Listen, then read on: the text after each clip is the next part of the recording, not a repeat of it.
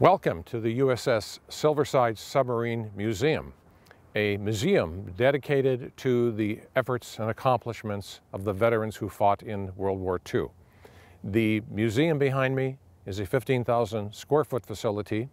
We are located at 1346 Bluff Street in Muskegon, Michigan, very close to Pier Marquette Park, and of course, right on the channel that connects Muskegon Lake to Lake Michigan.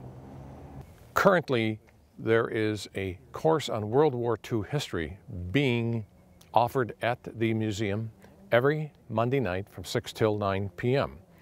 Two instructors from Muskegon Community College have developed this course, and in cooperation with the college, the class is being offered here at the museum. Throughout the 15 weeks, each evening will have a different instructor, a different speaker, a different presenter with a specific expertise. The class is attended by students who have enrolled for credit, and the museum has made the offer to the community members to attend this lecture series if they so wish, and do so free, and of course donations are graciously and generously accepted. The topics throughout the course, if I may read from the notes that I have about the course, began on January 7th with the topic of From Versailles to Munich, talking about the transition from World War I to World War II.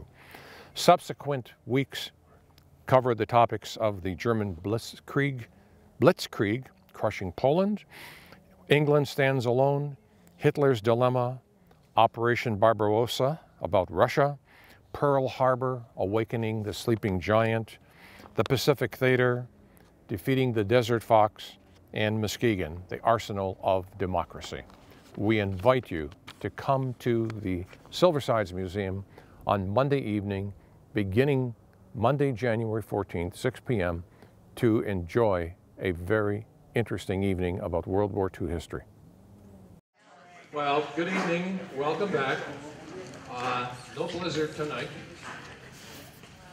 A couple of commercials.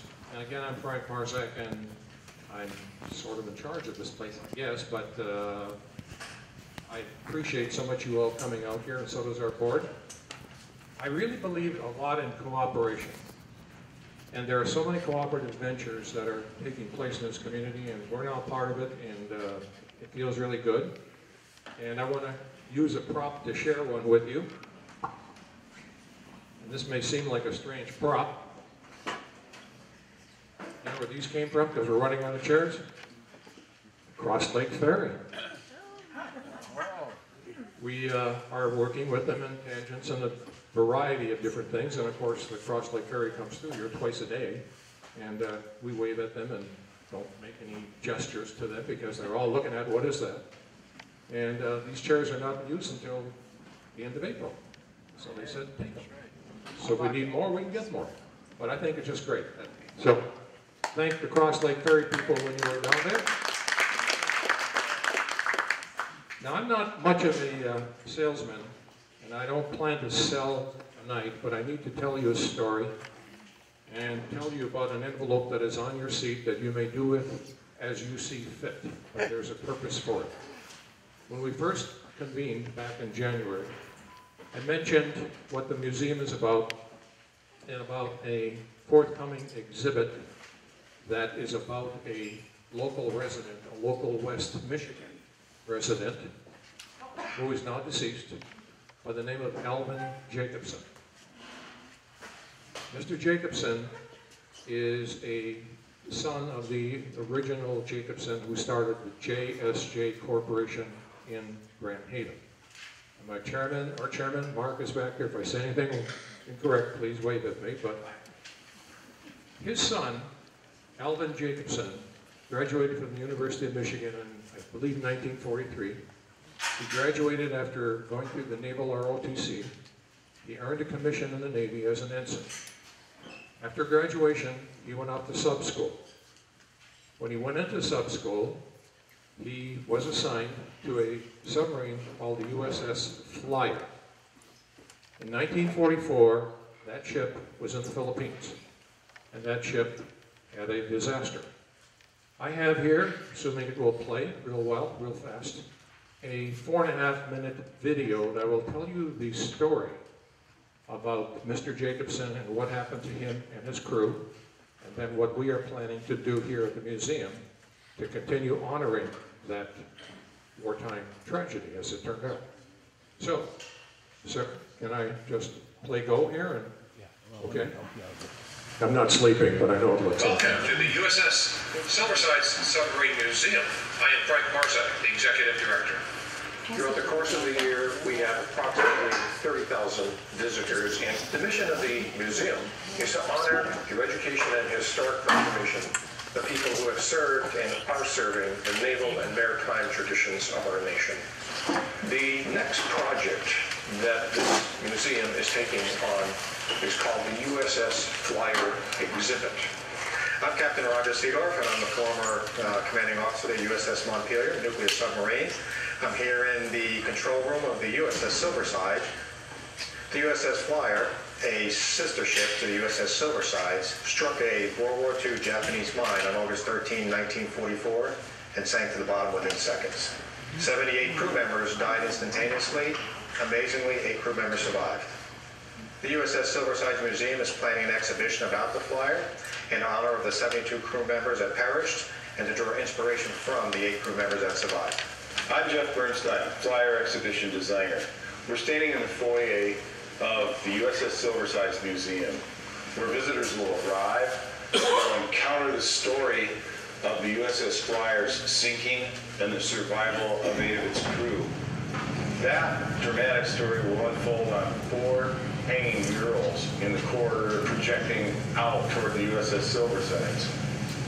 The men who survived the initial explosion made it to landfall and then made it across a succession of small islands to encounter coast watchers who could help them connect with the United States Navy.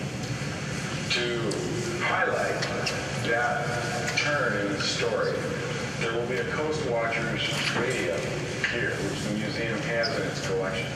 Past the Coast Watchers radio, the visitor finds a video theater, and this part of the gallery will be themed like a Coast Watchers hideout in the jungle, from which they would have been observing Japanese ship movements.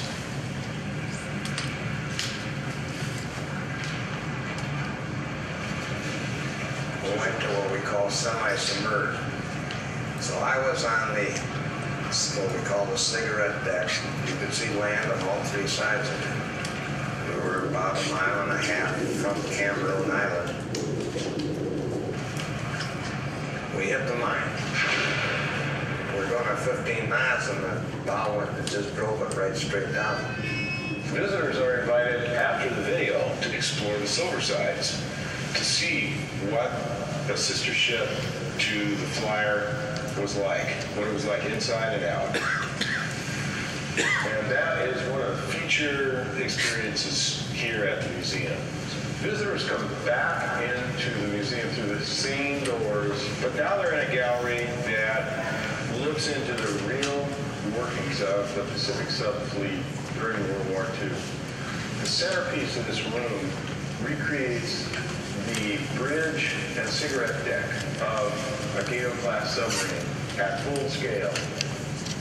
I think this exhibition of the USS Flying Plan and museums like the USS Silverside means a lot to people, submariners like me, who have dedicated their lives to serving this country.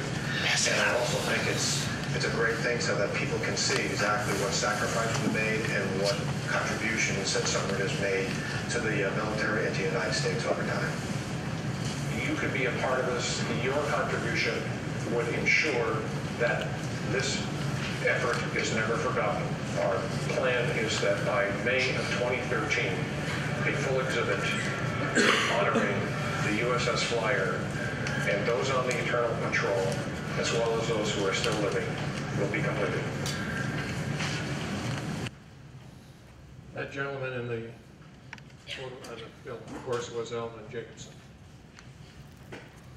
Upon his return back to this country and successfully surviving the war and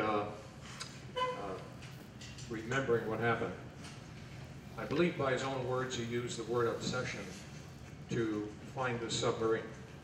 He had a pretty good idea where it was. A team of divers was commissioned to find and search for this submarine, and they found it. They found it in these straits within the Philippines at about 300 feet of water, and they dove down there, as I recall, reading various books about it, that their length of stay was like 12 minutes, even with different gases, I believe. And they found it. They had to prove that it was the Flyer, and over a period of a couple of dives, they did find it, and the U.S. Navy did formally admit or prove or agree that it was the USS Flyer. The Flyer was found in 2009. Unfortunately, Mr. Jacobson passed away before his dream was realized. He passed away in 2008. In 2010, the U.S. Navy said, that is the Flyer. So it rests in peace. Again, he was one of 15 who were above board at the time when they hit the mine, blown off. 8 of the 15 survived the water, the swim, the effort to get to land, and the 8 were eventually then rescued. That is what this exhibit is about. And the reason I'm saying this to you today is in our around town and messages and information is that we run across a variety of people who are very interested in this kind of support, this kind of exhibit to remember the past. And they encouraged us to say, you know what you need to do? You need to, with this audience interested in World War II, you might want to put something on their chair and say, if you are interested in this, if you are interested in supporting this exhibit, we would love to have your support. And that's as much of a sales pitch as that I am making. I want you to be informed, to be encouraged, to honor and recognize one of the people from West Michigan that was on that ship. In our back corner on the upper level, there is a complete collage of the sailors who are on Eternal Patrol. And it's a very sad story, but it's also a successful story in finding and having the memory there. So, I stand down, and George, it is yours, sir. Here you are. Thank you for your attention.